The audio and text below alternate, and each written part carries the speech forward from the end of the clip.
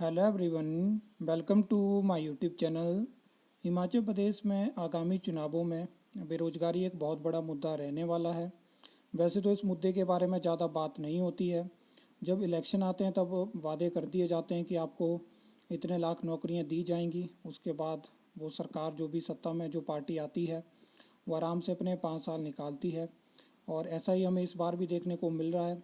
अगर हम बात करें 2015 के बाद धीरे धीरे जो जॉब्स हैं, अगर हम गवर्नमेंट जॉब्स की बात करें तो वो डिक्लाइन हुई हैं। और 2021 के बाद आप ऐसा मान सकते हो कि एकदम से सारी जो वैकेंसी है वो इतनी कम होगी कि अपॉर्चुनिटीज़ ही नहीं बची। ऐसा नहीं है कि हिमाचल के जो डिपार्टमेंट है, गवर्नमेंट डिपार्टमेंट है, बोर्ड है, कॉरपोरेशन है, वहाँ पे रिक्रूटमेंट नहीं है। जो डिपार्टमेंट है वो इस टाइम पे वैकेंसी नहीं निकाल रहे हैं। जो बोर्ड और कॉरपोरेशन है वहाँ पे या तो आउटसोर्स बेसिस पे जॉब हो रही है या पार्ट टाइम वर्कर रखे जा रहे हैं। और वहाँ पे उस टाइम पे जो पार्टी पावर में होती है उसके जो उनके जो जानने वाले लोग होते हैं उन्हीं को जॉब्स मिलती है। तो इस टाइम पे आप ऐसा मान के चल सकते हो कि जो डिपार्टमेंट में जॉब निकलती हैं वो तो इस टाइम पे आपने देखा होगा आंकड़े कि 2023 में हिमाचल में मात्र 250 के आसपास जॉब्स जो हैं वो एडवर्टाइज़ हुई। तो कुछ इस तरह के प्रोसेस पूरा आप देख सकते हो। और ये रेट आपको और कम होता हुआ दिखेगा 2024 में, क्योंकि जिस हिसाब से राज्य चयन आयोग का काम चला हुआ है तो लगता नहीं है कि रिक्रूटमेंट वहाँ पे देखने को आपको ज़्यादा मिलेगी।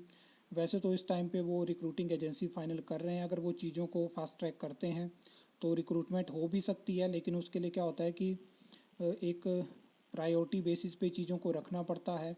जब चीज़ें प्रायोरिटी में आती हैं तो वो फास्टली भी होती हैं। लेकिन जब चीज़ों को साइडलाइन रखा जाएगा, सिर्फ ओपीएस को ज़्यादा प्रायोरिटी दी जाएगी और जो एम्प्लॉयमेंट है उसको साइडलाइन कर दिया जाएगा, तो ये चीज़ें आपको देखने को मिलेंगी।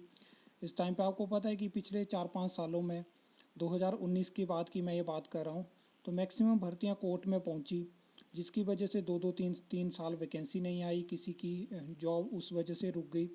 बहुत सारे ऐसे फैक्टर हैं और ये लूप होल जो होते हैं वो सरकार और डिपार्टमेंट की वजह से होते हैं, क्योंकि उन लोगों को उस जगह पे इसलिए रखा गया ताकि वो चीज़ों को स्मूथली प्रोसेस कर सके। लेकिन वहाँ पे ऐसे लूप होल छोड़े जाते हैं। आप इस टाइम पे वन मित्र भर्ती देख सकते हो, जहाँ पे पता है कि 2017 की नोटिफिकेशन के अकॉर्डिंग इंटरव्यू बंद है, तो वहाँ पे क्यों रखा गया, उस वजह से आज वो भर्ती कोर्ट में पहुँची है। तो ये सब चीज़ें करी जाती हैं और ये चुनावों में बहुत बड़ा मुद्दा रहने वाला है। मैं तो आपको ये कहना चाहता हूँ कि आने वाले इसके बाद भी जब नेक्स्ट कभी विधानसभा चुनाव होंगे, लोकसभा चुनाव होंगे, तो ये मुद्दा बड़ा होने वाला है, क्योंकि धीरे धीरे नंबर बढ़ता जा रहा है। आप मान के चल सकते हो कि 2021-22 से जो फ्लो था वो टोटली रुक चुका है।